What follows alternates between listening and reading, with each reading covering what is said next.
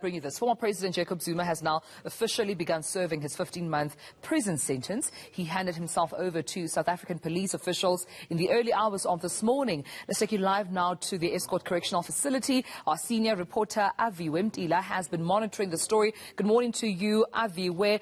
The very latest coming in from Estcourt, and also just some context in terms of what happened. Alluding, Gareth, to the fact that I think approximately 40 minutes to his deadline or so did we see him eventually, that is the former president, hand himself over.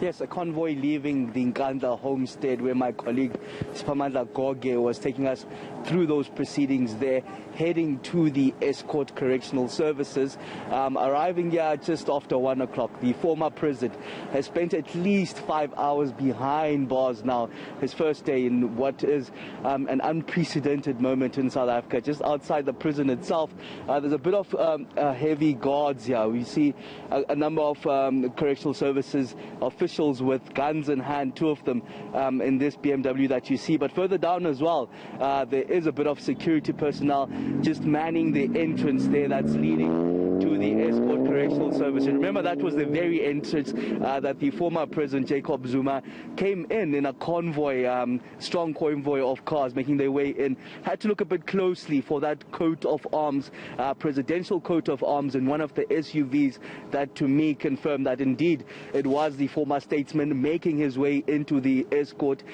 Correctional Center. You'd understand the processes that then are expected to unfold within a 6-hour period of handing in that J7 form, which is the warrant of arrest that's handed over by the police to the Correctional Services Center itself as the former president was handed over to take place. Those processes include that medical evaluation as well as a mental check and the risk assessment, because you'd understand the correctional facilities themselves are divided into 3 risk areas. You'd understand it's a high risk for those high risk prisoners, a medium as well as a low risk, determined by the length of your stay. Some of the mitigating factors are the age factors. And in fact, speaking to Singabako Ngumalo, who is the National Correctional Services spokesperson, he suggested that because the length of the former president's stay isn't lengthy at all, about 15 months that is expected to spend behind bars, depending of course on the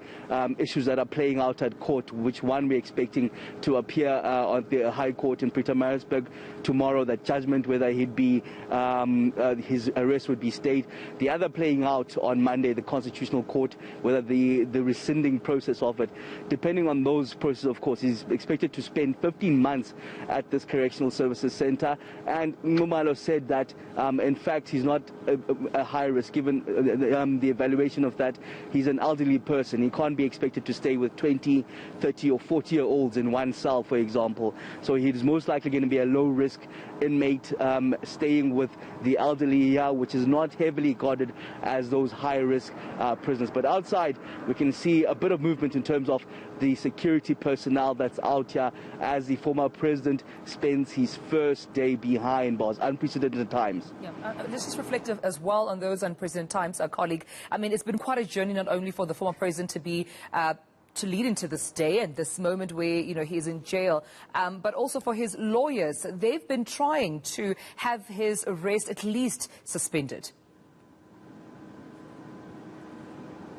For a while now, even yesterday, those attempts were made in a letter given to the Constitutional Court, which at the time we thought was being heard, but it wasn't. We of course know that there's that court process at that moment in the Pietermaritzburg High Court, the judgment expected tomorrow, which was expected to stay the arrest of the former president. Of course, another matter that's playing out in the Constitutional Court is the rescinding of the matter in its entirety, which will be playing out from the 12th of July, where the president is asking the Constitutional Court just to relook their decision into sentencing him 15 months behind bar. Of course, he feels that he's been unfairly treated by the judiciary. And in fact, it's an issue that he's been raising over a number of years, saying that in the last 2 decades, he hasn't received that fair treatment. So the Constitutional Court is expected to look into that matter once more.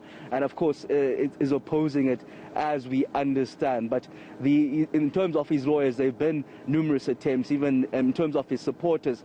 We've been giving you that coverage even over the last weekend, where they came out in numbers in support of the former president, with breaking those COVID-19 regulations in their entirety, as they met outside the eNCA homestead in their thousands. So in terms of support, that's been happening, and we saw just some of them, but not in the numbers that we saw over the weekend yesterday. But outside court, you can see that bit of movement that's happening at the moment, as the former president spends essentially his first day outside the inside, I beg your pardon, the Estcourt Correctional Center. You'd understand it's a fairly new Correctional Services Center itself, officially opened in 2019. It cost to the tune of 387 million rand. They call it a state-of-the-art facility. In fact, it has a medical center inside the prison itself.